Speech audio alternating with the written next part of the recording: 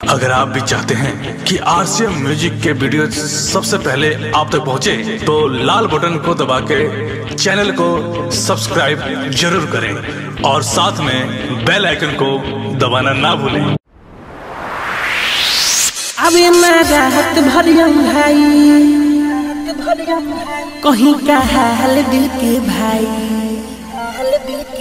अबे राहत भरिया भाई कहीं का हाल दिल के भाई। करीबा खान कितना उनको राम जी देले सुधराई। रात भर जागल पानी पागल उनकर पायल कर गए।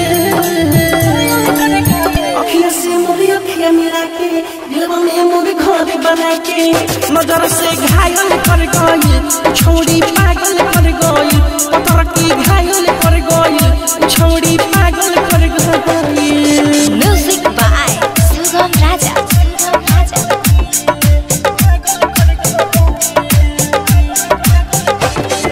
मीठी मीठी बतिया कोई के हमारा के लो भैलस, ओहनी के कुर्दाते दबा के देखी हमें मुस्कैलस। मीठी मीठी बतिया कोई के हमारा के लो भैलस, ओहनी के कुर्दाते दबा के देखी हमें मुस्कैलस। चांद के टुकड़ा जन के मुखड़ा अपन कायल कर गए। अखियां से मोरी अखियां मिला के दिल में मोरे घर बना के कि दिलवा घायल कर गए। छोड़ी पागल कर गए कि दिलवा घायल कर गए, छोड़ी पागल कर गए।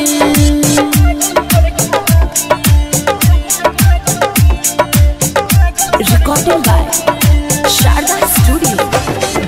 मन बारे बेचैन कैसे जाके रसिक मिली, सुनो तानी आज कल रहता दिल्ली। मन बारे बेचैन कैसे जाके सुगम मिली, सुनो तानी आज कल रहता दिल्ली। मिठू मार सहल कर के नंबर देखो डायल कर गए। अखियां से मोरी अखियां मिला के दिल में मोरे घर बना के नजर से घायल कर गए। छोड़ी पागल कर गए, नजर से घायल कर गए, छोड़ी पागल कर गए। अबे राहत भरिया भाई कहीं का हाल दिल के भाई। करीबा खान कितना उनको राम जी देले सुधराई। रात भर जागल पानी पागल उनकर पायल कर गए। अखियां से मोरी अखियां मिला के दिल में मोरे घर बना के नजर से घायल कर गए। छोड़ी पागल कर गए, पतर की घायल